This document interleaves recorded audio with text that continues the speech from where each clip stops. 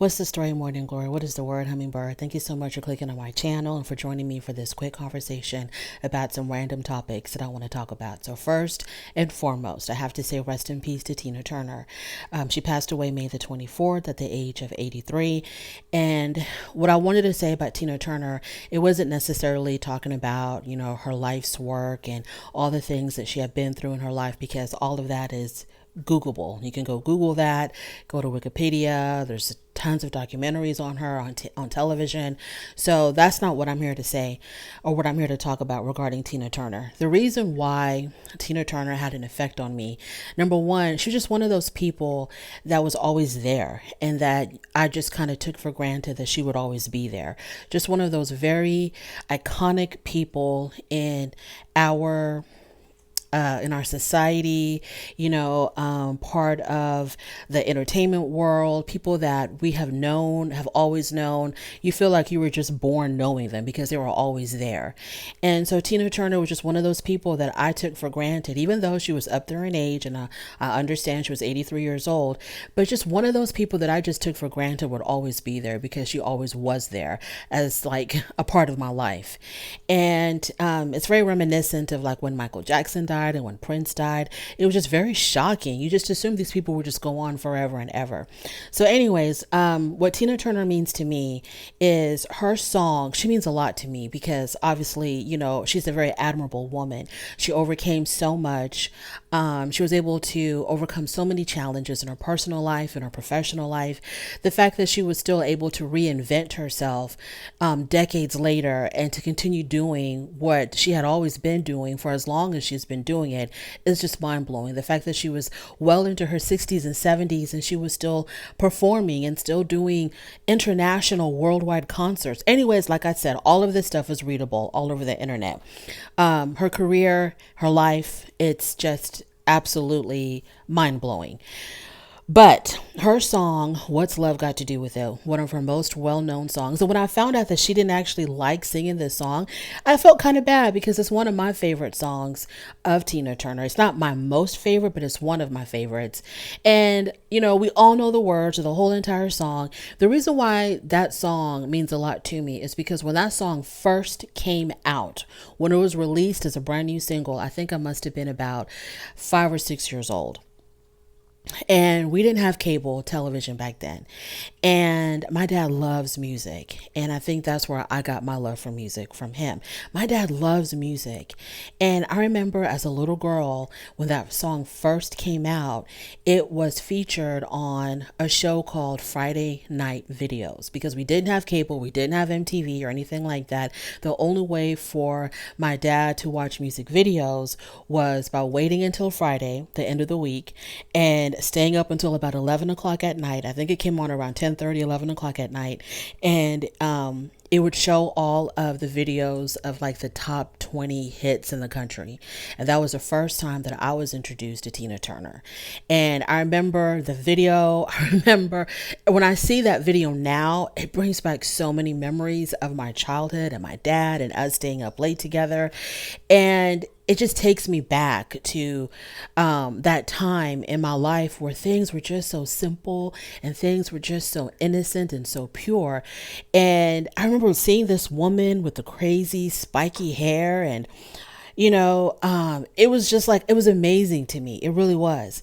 And so when I hear that song, but especially when I see that video, it just takes me back to when I was a very little girl with my dad.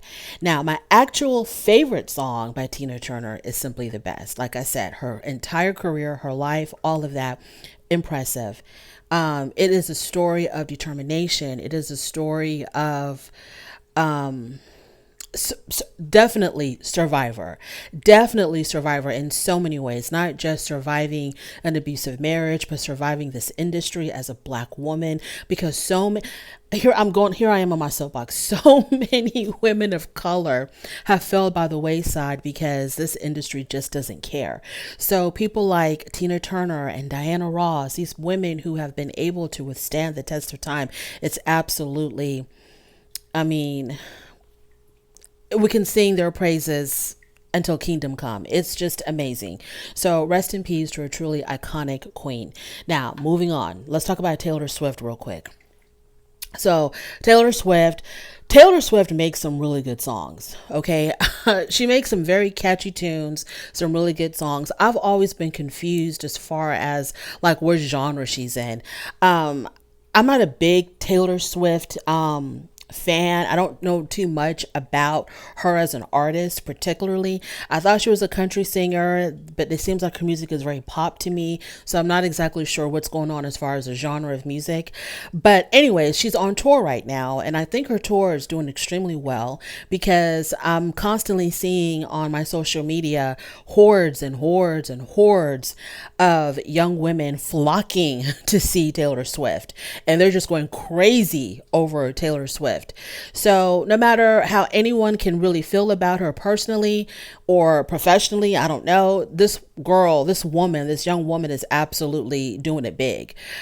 She, of course, is always, she's iconic. She's going to go down in history as one of the most successful entertainers of all time.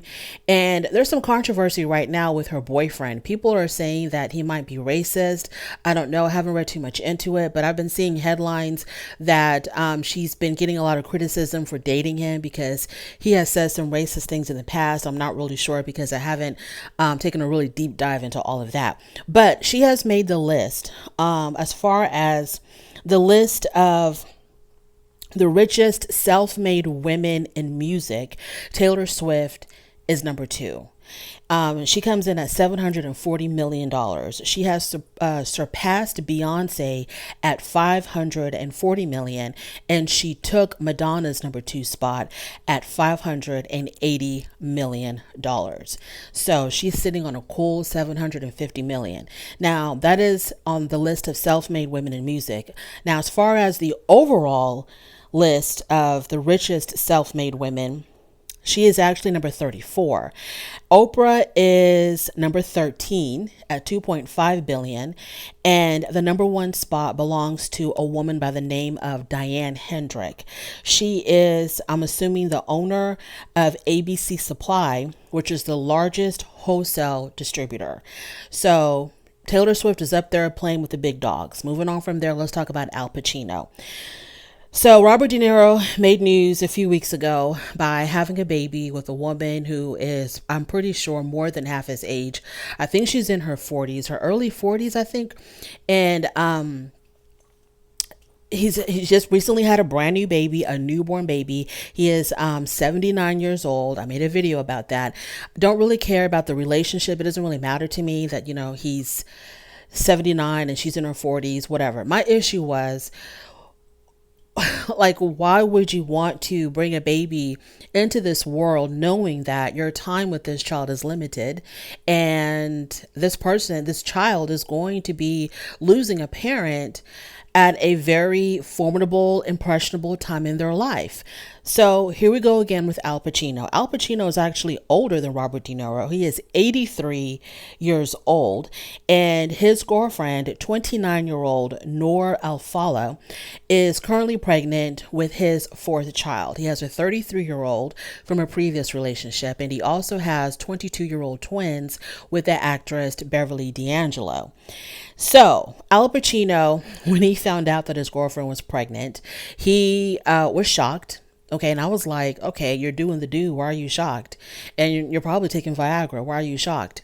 But he claims that he was told by his doctor and that it was a medical fact that he was unable to produce any children, that he had some type of medical condition which was not named that prevented him from having any more biological children. So he demanded a DNA test. And so while his girlfriend Noor Alfallah was still pregnant, they conducted a DNA test. And in the words of Maury Povich, you are the father. So yes, at the age of 83, he thought he was just wilding out, having fun with this 29-year-old girl, but then things got real fast. So at the age of 83, he's starting all over with a brand new baby.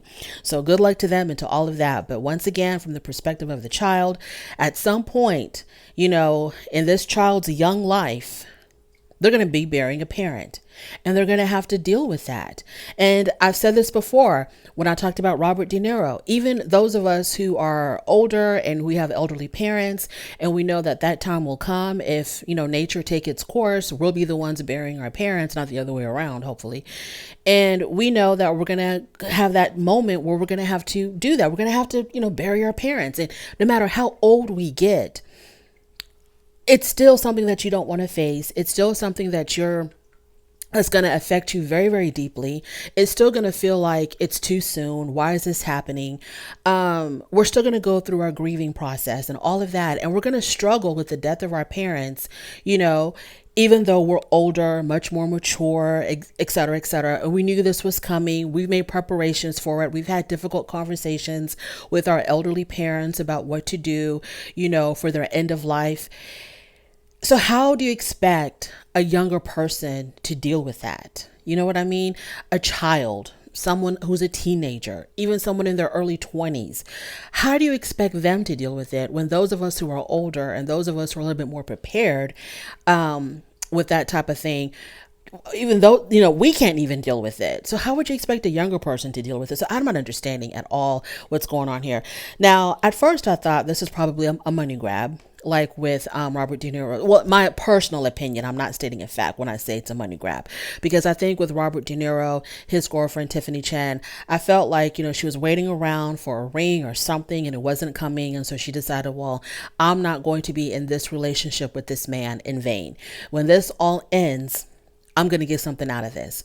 And so that's why I felt like she went ahead and decided to grind up those Viagra pills and put them in his Ensure to make sure that she was going to get pregnant. These are just jokes, y'all. Poor jokes, but just jokes. So I thought Noor Al-Fala was also someone who was looking for a come up. You're with this very wealthy man and you probably don't see a ring happening anytime soon. He's getting up there in age. Okay. He's 83 years old and you don't want to have spent all of this time with this person in vain. When they pass away, you're left with butt kiss, right? So you decide to go ahead and have a baby because you don't hear wedding bells. So then I found out that she actually comes from money. Okay. She actually comes from money. She comes from a very wealthy Kuwaiti American family. Her father is an oil investor. And the thing about Noor, she just has a type. She just likes older men, as everybody's been saying on the internet. This is nothing new. The story now is old as I'm telling it. She just likes older people. She has dated Mick Jagger, who at the time when they were dating, he was 74 years old. Not only does she like old people for her love interest, she just likes hanging out with old people. This article that I read said that she's very close friends to Brett Ratner's grandmother. She was friends with Clint Eastwood. She was friends with restaurateur Michael Chow, who's 84. By the way, Clint Eastwood is 93. That's one of her BFFs or former BFFs. I don't know.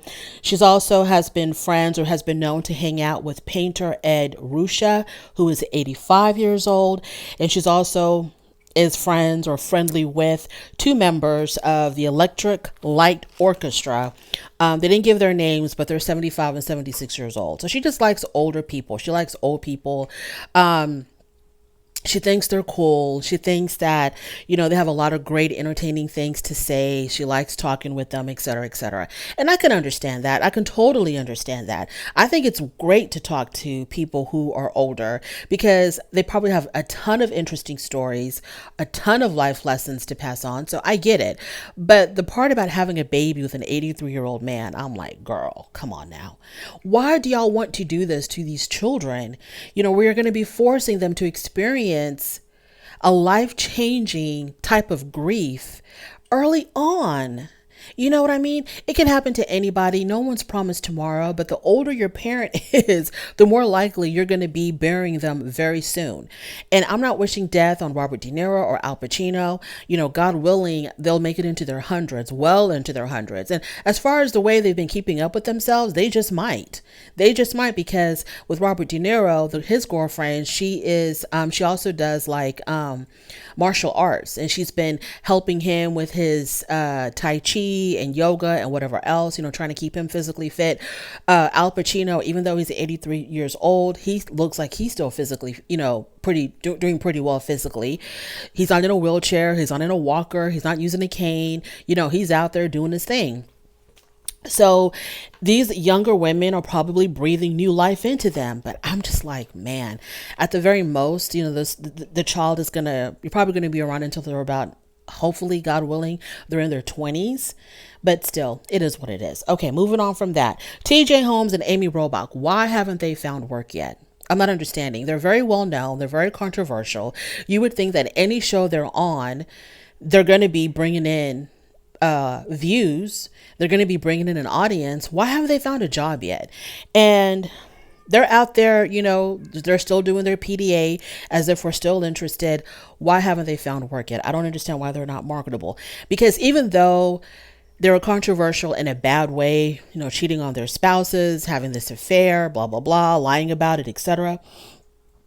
I'm pretty sure there's still a market out there of people who think that's interesting, people who think that's salacious, they want to watch them, or people who just don't really care. So I'm not understanding why they're not working yet. Tiger Woods, his ex-girlfriend, Erica Herman, she had gone to court wanting the NDA thrown out so she can sue Tiger Woods in a regular public court, a regular courthouse, because she wants to expose Tiger Woods and the things that she alleges she went through with him, some really ugly things that she claims she went through while she was in this relationship with him. And I think she's doing this, in my personal opinion, I think she wants it in a public forum so that he can pay her to shut up, give her the money that she's requesting to shut up. And so that's why she was really pushing filing a lawsuit in court. Well, that got thrown out. The judge listened to both sides, and the judge sided with Tiger Woods and said, no, your NDA still stands. We're not going to throw it out. You signed up voluntarily, because she tried to claim that she was coerced in signing it or didn't know what she was signing. She tried to play naive, but she's extremely conniving and very smart woman. She knows exactly what she was doing. But anywho, so the judge threw out her request to file her lawsuit in a regular court, and the NDA stands, and she has to deal with whatever issues that she's having with Tiger Woods. The fact that she claims they had an agreement that she could still live in his mansion even after they broke up. The fact that she claims, she had 5 years left on her lease with Tiger Woods, and if she can't live in the mansion for the next 5 years per their alleged agreement, then he has to pay her enough money for her to get a residence that is equal in value to what she has been accustomed to while she's been his girlfriend and living in his mansion. So basically she wants him to pay for another mansion for her to live in. So the judge was like, no, you need to go take care of that in arbitration, because in arbitration, everything is going to be sealed. It will not be made public. So then Tiger Woods will have the upper hand to not give her what she's asking for. And she can't really threaten him with exposing him, because she signed an NDA to keep her mouth shut, and everything would be handled in a secret or in a private arbitration setting. Well, because she lost in that hearing, she has moved her case to state court. I guess she had filed it in federal court or district court, I'm not sure, but now she has moved her new lawsuit in state court, thinking that she might be able to get a better deal in state court, because she's determined to get this money from him one way or the other. She spent all these years with Tiger Woods. The relationship is now over. She can't get a divorce from him, any kind of divorce settlement from him. And, basically when you spend as much time as she has with someone and the relationship ends and he's as wealthy as he is, you don't want to walk away from that empty handed. But she wasn't married to him. So she doesn't have the protection of marriage and, coming up with a divorce settlement to make an equitable divorce settlement. So now she's trying to get money from him another way. So let's see if she's going to have any better luck in state court. And that is all that I have to talk about. Thank you so much for joining me. I really do appreciate it. On your way out, please do not forget to rate the video. If you like this content, go ahead and subscribe to my channel, and I will definitely talk to you later. Bye.